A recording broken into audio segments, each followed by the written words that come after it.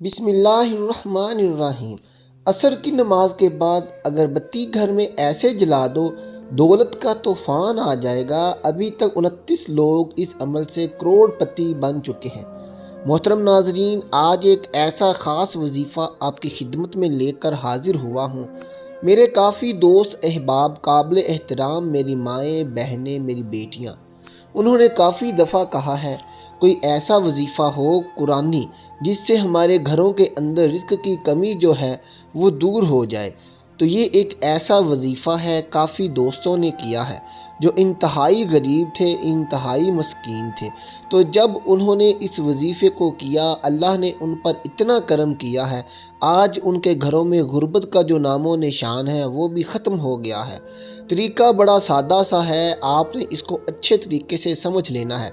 اگر آپ نے اس وظیفے کو صحیح نیت کے ساتھ، کے دل کے ساتھ، یکسوئی کے ساتھ، کامل ایمان اور یقین کے ساتھ کر لیا تو آپ کے گھر کے اندر پیسے کی کمی ہمیشہ ہمیشہ کے لیے ختم ہو جائے گی، کیونکہ اللہ پاک نے اس انسان کے لیے ایسے ایسے گر دیے ہیں۔ قرآن اسی لیے رب نے دیا ہے کہ جب آپ کو کسی وقت بھی مشکل ہو، پریشانی ہو، دکھ ہو، تکلیف ہو، تو اپنے رب سے رجوع کریں، جو آپ کا خالق ہے، آپ کا مالک ہے، جس نے اس کائنات کو بنایا ہے، اپنے پیارے بندے کو بنایا ہے۔ اللہ نے 18,000 مخلوقات کو بنایا ہے، لیکن ان ساری مخلوقات میں سے جتنی بھی مخلوقات ہیں، ان میں سے سب سے اعلیٰ اور افضل جو مقام ہے وہ بندے کا ہے۔ اللہ کو اپنے بندے سے بڑی محبت ہے، اسی لیے اللہ نے قرآن بھیجا ہے کہ میرا بندہ آپ کو کس وقت کسی چیز کی ضرورت ہو تو میرے ساتھ رابطہ کر لو، میں تمہاری مشکلات کو دور کر دوں گا۔ شیطان جو ہے وہ آپ کا کھلا دشمن ہے، وہ آپ کو اس سے دور رکھے گا، آپ کے ذہن میں ایسی ایسی باتیں لے کر آئے گا کہ نعوذ باللہ، قرآن میں کیا ہے، آپ کا ایمان خراب کرے گا، آپ کا یقین خراب کرے گا۔ اسی وجہ سے وہ بندہ اس دنیا میں بھی ذلیل و خوار ہوگا، آخرت میں بھی ذلیل و خوار ہوگا۔ اور اللہ کی قرآن سے محبت جو ہے وہ محمد مصطفیٰ صلی اللہ علیہ وسلم کے فرمان سے محبت ہے۔ جو بندہ نبی پاک صلی اللہ علیہ وسلم کے فرمان سے محبت کرتا ہے وہ کبھی بھی بھوکا نہیں رہتا، اس کو کبھی مشکل نہیں آتی، اس کو کوئی پریشانی ہوتی ہے، اس کو کوئی بھی مشکل آتی ہے تو وہ اللہ سے رجوع کرتا ہے، اللہ کے سامنے جھکتا ہے، اللہ کے سامنے روتا ہے۔ تو محترم ناظرین، اس وظیفے کا طریقہ کار بڑا سادہ سا ہے۔ آپ نے کس طریقے کے ساتھ اس وظیفے کو کرنا ہے، اس کا طریقہ کار آپ اچھے طریقے سے سمجھ لیں اور کسی نوٹ بک پر لکھ لیں۔ آپ نے نماز عصر کے بعد اس وظیفے کو کرنا ہے۔ ایک عدد اپنے اگربتی اپنے پاس رکھ لینی ہے۔ آپ روزانہ بھی اس عمل کو کر سکتے ہیں، صرف عصر کے بعد ہی آپ نے اس عمل کو کرنا ہے۔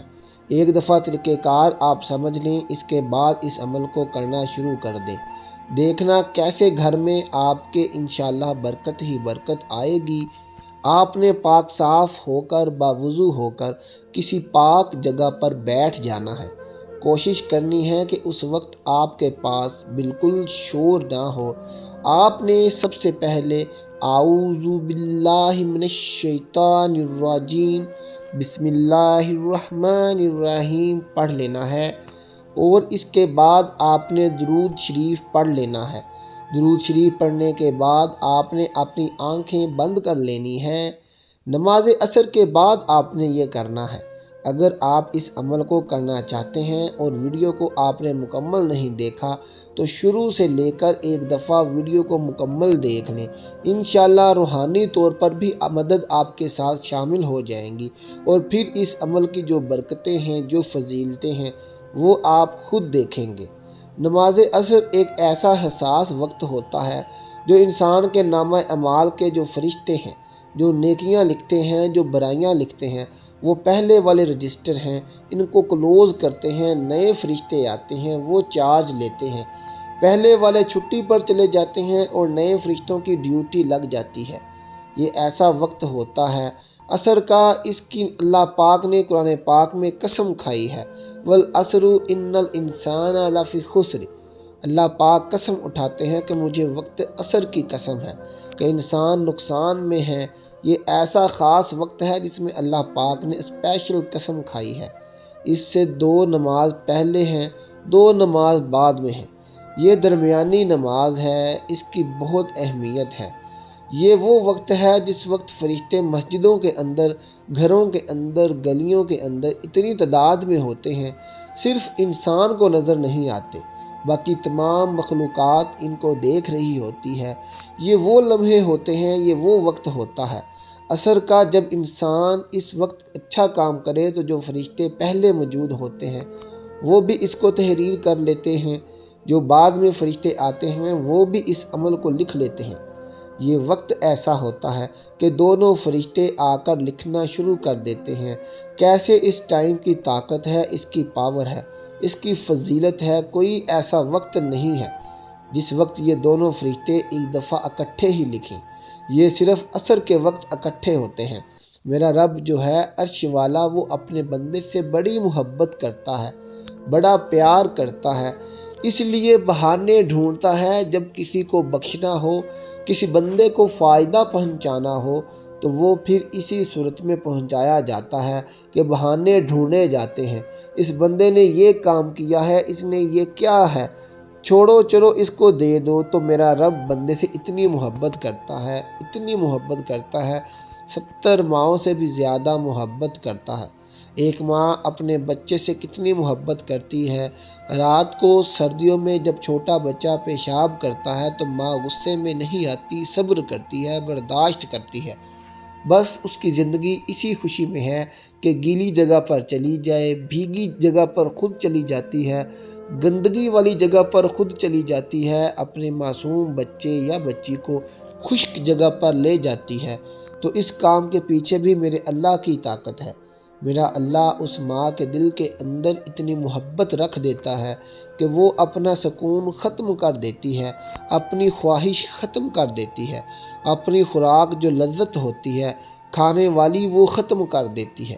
جب اس کا بیٹا کھاتا ہے، اس کی بیٹی کھاتی ہے، دونوں کھاتے ہیں تو اس کو سکون آتا ہے، وہ سکون سے سوتے ہیں، ماں سکون سے رہتی ہے۔ تو میرے نبی حضرت محمد مصطفیٰ صلی اللہ علیہ وسلم نے فرمایا ہے کہ میرا اللہ 70 گنا زیادہ اپنے بندے سے محبت کرتا ہے۔ سورہ فاتحہ کا یہ عمل ہے، آپ نے وہ اگربتی اپنے پاس رکھ لینی ہے اور اس وقت آپ نے صرف 11 مرتبہ سورہ فاتحہ پڑھنی ہے، وہ صرف 3 مرتبہ آپ نے سورہ اخلاص پڑھنی ہے۔ محترم ناظرین، سورہ فاتحہ وہ سورہ مبارکہ ہے جو میرے رب کا نور ہے، میرے اللہ کا نور ہے، اللہ کی رحمتیں برکتیں اس کے اندر ہے۔ جب انسان اس کو پڑھتا ہے تو یہ سورہ فاتحہ اللہ سے جھگڑا کرتی ہے۔ جس بندے نے مجھے پڑھا ہے میرے اللہ اس کی زندگی کو بدل دے، اس کے دل کی تمنا کو پورا کر دے، وہ اللہ سے اپنی بات منواتی ہے، پھر میرا رب اس بندے کے دل کی خواہش کو پورا فرما دیتا ہے۔ تو نماز عصر کا ایک خاص وقت ہوگا، وہ سورہ فاتحہ کا یہ خاص عمل ہوگا۔ یہ 2 چیزیں مل جائیں گی تو انسان کی زندگی کے نصیب اور مقدر بدل جاتے ہیں۔ تو آپ نے اچھے طریقے سے اس کو پڑھ لینا ہے، اپنا مقصد اپنے ذہن میں رکھنا ہے۔ اس کے بعد آپ نے دوبارہ پھر درود شریف پڑھ لینا ہے کہ آپ نے اس اگربتی کے اوپر پھونک مار دینی ہے، اللہ کے حضور اپنے مقصد کے لیے دعا مانگ لینی ہے، گڑ گڑا کر آپ نے اللہ سے مانگ لیں، وہ دینے والی ذات ہے۔ یہ ہو ہی نہیں سکتا کہ کوئی بندہ اللہ پاک سے کامل یقین کے ساتھ مانگے اور اللہ اس کو عطا نہ کرے۔ میرا رب تو وہ ہے جو پوری کائنات کا خالق ہے، پوری کائنات کا مالک ہے، پوری کائنات کا رازق ہے۔ پوری کائنات مل کے بھی میرے اللہ کی عبادت نہ کرے، میرے اللہ کے نام پر، میرے اللہ کے جلال میں کوئی فرق نہیں آ سکتا۔ وہ ایسی پاک ذات ہے، ایسی اعلیٰ اور رافع ذات ہے، تو وہ آپ نے اللہ پاک سے جھگڑا کر کے مانگنا شروع کر دینا ہے۔ وہ دینے والی ذات ہے، وہ بہانے ڈھونڈتی ہے۔ اس کے بعد آپ نے کیا کرنا ہے کہ اس اگربتی کو جلا دینا ہے، کوشش کرنی ہے اپنے گھر کے تمام کمروں میں اس کا دھواں تھوڑا تھوڑا پہنچا دینا ہے، اور اس کے بعد کسی ایک جگہ پر رکھ کر آپ نے جلا دینا ہے۔ عصر کی نماز کے بعد انشاءاللہ آپ کا ہر آنے والا دن پہلے دن سے بہتر ہوتا چلے جائے گا۔ آپ بے روزگار ہیں، آپ کو روزگار مل جائے گا۔ آپ بے اولاد ہیں، آپ کو اولاد مل جائے گی۔ کاروبار میں برکت نہیں تو کاروبار میں برکت آنا شروع ہو جائے گی، گھروں میں برکت آنا شروع ہو جائے گی، نحوست ختم ہو جائے گی۔ جتنے بھی حسد ہیں، جادو ٹونے ہیں، ان کے اثرات ختم ہونا شروع ہو جائیں گے۔ کوئی وظیفہ نماز کے بغیر مکمل نہیں ہوتا۔ آپ نے 5 وقت کی نماز لازمی ادا کرنی ہے، اور کچھ نہ کچھ اللہ کی راہ میں صدقہ خیرات لازمی کر دیا کریں۔ تمام دوستوں سے گزارش ہے کہ آخر میں کمنٹ باکس میں اللہ کے 99 ناموں میں سے ایک نام ضرور لکھ دیں۔